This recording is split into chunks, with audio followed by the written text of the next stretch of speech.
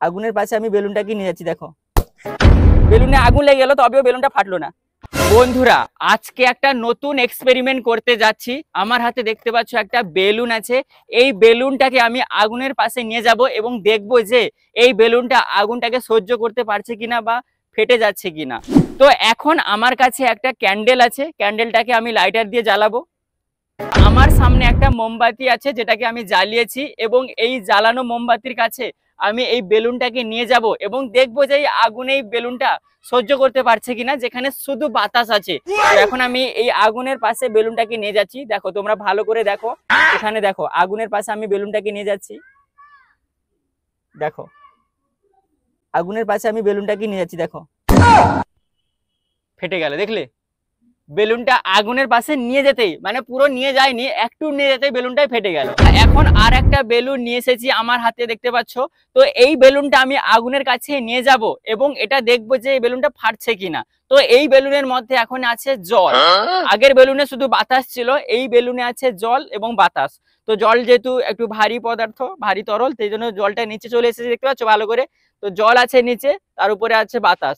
তো এই জল ভরা বেলুনটাকে আমি আগুনের পাশে নিয়ে যাব এবং এটাই দেখবো যে বেলুনটা ফাটছে কিনা। তো এখন এই যে জল ভরা বেলুনটা আমি আগুনের পাশে নিয়ে যাচ্ছি, দেখো আগুনটা আছে, তো জল ভরা বেলুনটা আমি নিয়ে যাচ্ছি এবং দেখবো আমরা এটা যে ফাটছে কিনা।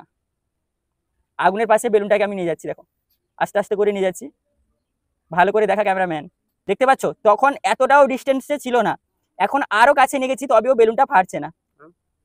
দেখো পুরো আগুনের পাশে নিয়ে গেছি তবেও বেলুনটা ফাটছে না, আরো পাশে নিয়ে যাচ্ছি, দেখো দেখতে পাচ্ছ পুরো আগুনের পাশে নিয়ে গেছি তবেও বেলুনটা ফাটছে না। আরো পাশে নিয়ে যাবো ক্যামেরাম্যান, দেখো আগুন পুরো বেলুনে লেগে গেল, বেলুনটা যে একটা রবারের তৈরি, তবেও বেলুনটা ফাটছে না। লেগেছে আগুনটা বেলুনে, দেখো কতটা পাশে নিয়ে গেছি, আরো নিচে নিয়ে দেখো ক্যান্ডেল লাইটে যে আগুনের একটু যে শীষ থাকে, শীষ তো সেটা লাগছে বেলুনে, কালো হয়ে গেছে বেলুনটা, তবেও বেলুনটা ফাটছে না। দেখো কতটা নিচে নিয়ে গেলাম, বুঝতে পারছো? আরো নিচে নিয়ে যাবো, দেখো আরো নিচে নিয়ে গেছি, আগুন লেগে গেল বেলুনে, না আগুন লেগেছে? তোমরা তোমরা কি বলছো, আগুন লেগেছে? বেলুনে আগুন লেগে গেল তবেও বেলুনটা ফাটলো না।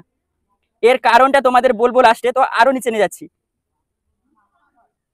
দেখ বেলুনে আগুন লেগে গেল তবেও বেলুন ফাটছে না। আরো নিচে নিয়ে যাবো, পুরো নিচে চলে যাবো, দেখো আগুন নিমে যাবে হয়তো তবেও বেলুন ফাটছে।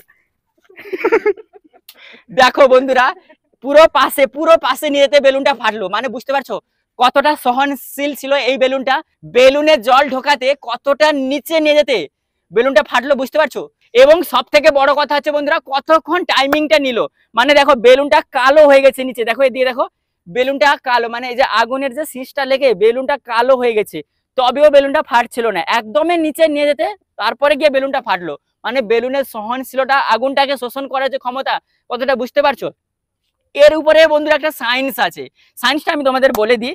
যে বাতাস ভরা বেলুনটা, বাতাস আগুনকে ততটা ভাবে শোষণ করতে পারে না, মানে শোষণ করার ক্ষমতাটা কম। তো বাতাস ভরা বেলুনটা আগুনের পাশে নিয়ে যেতেই আগুনের যে তাপটা লাগতে বেলুন পুড়ে গেল এবং বেলুনটা ফেটে গেল। বাট এখানে জল ভরা থাকতে, এই বেলুনে জল ভরা থাকতে যে আগুনের যে তাপটা ওটা জলটা শোষণ করে নিচ্ছিল, সেই জন্যই বেলুনটা ফাটছিল না। বেলুনটা পুরো আগুনে লাগিয়ে দিলাম, বেলুনে দেখতে আগুনের শীষ লেগেছে তবেও ফাটছিল না, এবং কতক্ষণ পরে ফাটলো, বুঝতে পারছো? এটা শুধু এই জন্যই যে আগুনের তাপটা জলটা শোষণ করে নিচ্ছিল, সেই জন্যই বেলুনটা ফাটছিল না। এই তাপ শোষণ করার জন্য বেলুনটা ফাটলো না, যতক্ষণ না আগুনের পুরো সংস্পর্শে এলো বা ভালো করে সংস্পর্শে এলো তবে গিয়ে ফাটলো। এটা তাপ শোষণের জন্যই বন্ধুরা এই ঘটনাটা ঘটলো। তো তোমরাও বন্ধুরা ঘরে এটা এক্সপেরিমেন্ট করতে পারো, ট্রাই করে দেখতে পারো। তো কেমন লাগলো ভিডিও অবশ্যই কমেন্ট করে জানাবে, আর এই ধরনের মজাদার ভিডিও পাওয়ার জন্য, দেখার জন্য অবশ্যই আমার এই পেজটাকে ফলো করে রাখবে, এবং ভিডিওটা যদি ভালো লেগেছে অবশ্যই শেয়ার করে সবাইকে দেখার সুযোগ করে দিও।